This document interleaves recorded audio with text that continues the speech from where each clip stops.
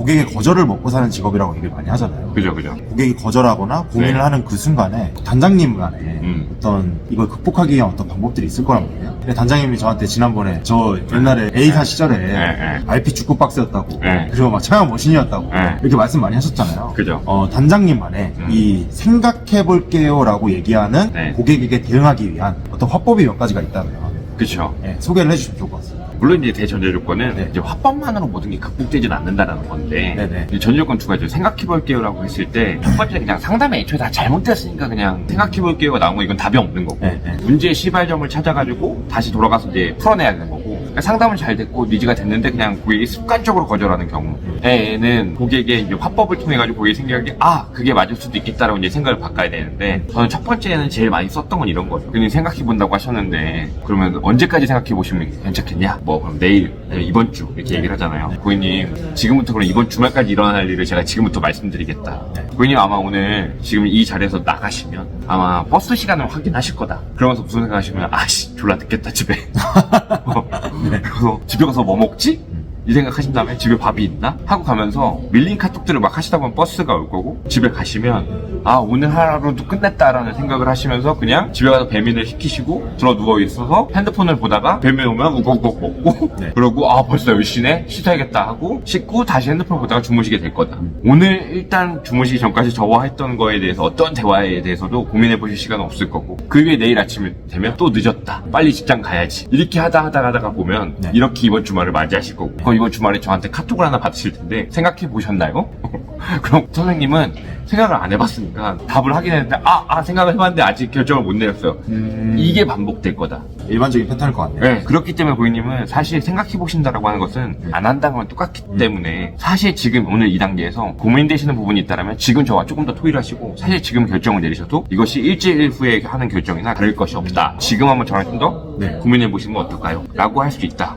라는 거고 두 번째는 고객님 혹시 보험을 사람들이 언제 가입하는지 아시냐? 갑자기 내가 길을 가다가 오늘 보험 가입해야지 해가지고 보험속에서 막 찾아가지고 연락을 해서 가입하는 경우는 거의 없다. 거의 없죠. 통상은 보험은 권유에 의해서 가입을 하는데 대부분 사람들이 우리 대한민국에 가지고 있는 보험들 중에 70-80%는 누군가가 권유했기 때문에 가입을 한 것이지 이것을 내가 은행을 찾아가 갑자기 뜯어보고 가입하는 경우가 없다. 지금이 바로 그 순간인데 저는 고객님께 지금 권유를 드리고 있고 보통 고객님이 지금까지 가입해 오셨던 모든 보험들과 마찬가지로 이 권유에 대해서만 조금 더 고려해 보시고 선택을 하시는 것이 보험을 가입하는 일반적인 과정이기 때문에 지금 여기에서 고려를 해보시면 좋겠다. 그리고 저는 사실 이제 단장님 세일즈 프로세스 강의하면서 몇 가지 이제 좀 되게 괜찮게 생각했던 방법들이 있는데 그때 이제 말씀하셨던 것 중에 뭐 추정 승낙법이라든가 동작 소구법 이런 것들도 한번 소개를 해주시면 좋을 것 같거든요. 근데 뭐 추정 승낙법 같은 경우는 대표적인 것들이 뭐 연금보험 같은 경우는 지금 매월 30만 원씩 10년을 내시고 이제 한 15년 정도 거치다가 55세부터 이제 연금을 받는 상품을 제가 설명드리고 있는데요. 55세부터 매월 70만 원 정도의 연금이 나온다라면 어떻게 좀 쓰고 싶으세요? 라고 물어보면 여기에 대한 고객이 직문즉답을 한다 라고 이 사람이 이미 이거를 청약했다라고 가정하고 답을 한 거기 때문에 청약 가능성이 높다라고 판단을 되는데 고객이 생각해본 적 없는데요? 그러면 그럴 수 있죠.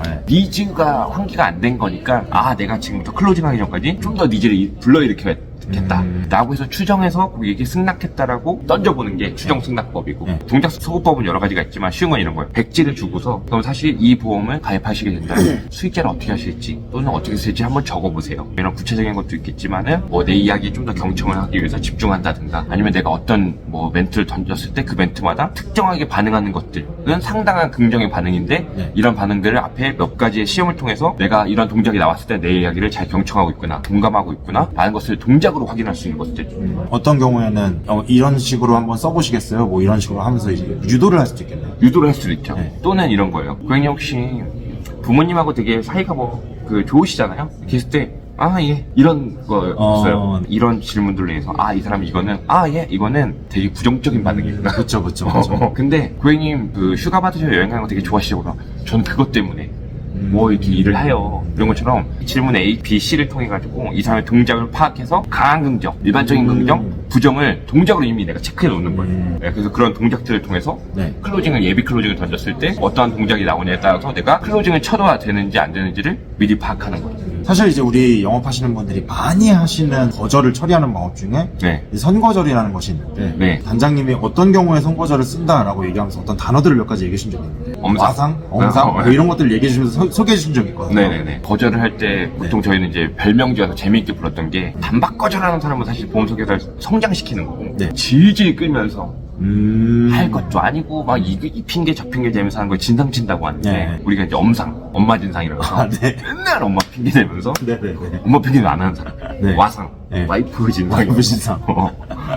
근데 이런 것들을 네. 사전에 선거절이란 건 고객님 오늘 이렇게 초회 미팅을 진행했고 다음번에 제가 이제 제안을 드릴 건데 제가 이 일을 좀 하다 보니까 한 가지 알게 된 사실이 제안을 했을 때 고객님은 너무 마음에 드셔도 어머니의 허락을 받아야 된다든가 또는 자식의 허락을 받아야 된다든가 네. 와이프 가족의 허락을 받아야 된다는 이유로 사실 제안을 받아들이지 못한 경우가 있습니다. 그러면 사실 어차피 받아들이지 못할 제안이면 제가 네. 제안하는 게 의미가 없으니 네, 네. 다음번 미팅 때는 결정권 있는 분과 같이 뵙으면 하는데 고객님께서는 혹시 그러한 경제 결정권을 쥐고 계십니까? 아니면 누군가에게 허락을 득하셔야 됩니까? 를 미리 물어보면 구집이 안 맞아야 되는 거절을 피할 수 있는 것들 이러한 기술이 이제 선거절이라고 볼 수 있다는 거죠. 고객님들한테 네. 방문이 끝나고 나서 소개하거나 설명하는 절차가 끝나고 나서 고객님들한테 피드백을 받으신다 이렇게 그죠. 말씀을 하셨었거든요. 그 절차는 어떤 구조로 진행되는지 한번.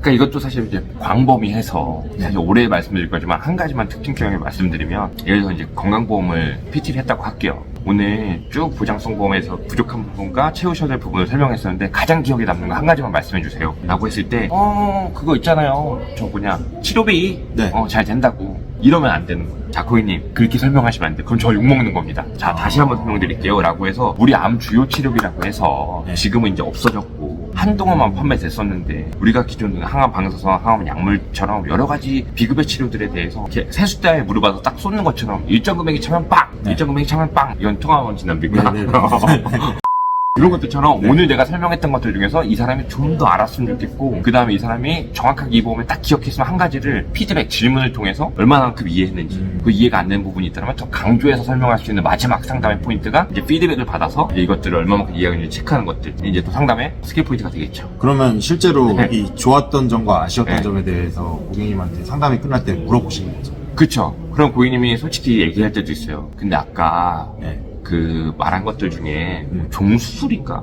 그건 뭐 수술하면 다 준다는 거야? 똑같은 금액 주는 거야? 이렇게 이제 뒤통수 때리는 질문을 하실 때가 있어요. 네, 네. 이해가 안 된 거지. 네. 그럼 그런데 반드시 다시 짚어줘야 이 사람이 계약 가능성도 많이 올라간다는 거죠. 왜냐면 종수술비가 아니면 또 엔대 질병이 그냥 그런 건 줄 알았는데 다시 설명을 들으니까 오 이거 생각보다 괜찮은 거였구나 라고 그게 인지를 하고 집에 가야 다음번 내가 PT 때 모바일 참여 보냈을 때 할 확률이 높아지는데 이런 피드백이 없으면 얘가 잘 들었는지 뭐 이해를 했는지도 모르고 계약을 안 한다고 하면 씩씩씩 대면서 나쁜 사람이라고 이렇게 욕을 해버리니까 그게 아니라 설계사가 그런 것들을 피드백을 통해서 꼭 확인을 하셔야 된다. 또 한편으로는 네. 고객한테 좋았던 점을 물어보면서 고객이 이 상담에서 이런 부분들이 좋았다라고 얘기를 하면서 그 긍정의 느낌을 또 다시 가질 수 있는 그쵸. 네, 이런 점도 있을 거예요. 네, 맞아요. 그러니까 그런 것도 하나의 또 선거절이 되겠죠. 네. 이런 내용들 네. 참고하셔가지고 하면 좋지 않을까. 네. 오늘 클로징을 하기 위한 몇 가지 방법을 소개를 해드렸는데요. 네. 우리 RP 축구박스. 주꽃박스. 네. 그 다음에 차영 머신. 네. 우리 신용기 단장님의 방법 참고하셔서 네. 우리 고객님도 창업하시는데 한번 활용해보시면 좋을 것 같습니다.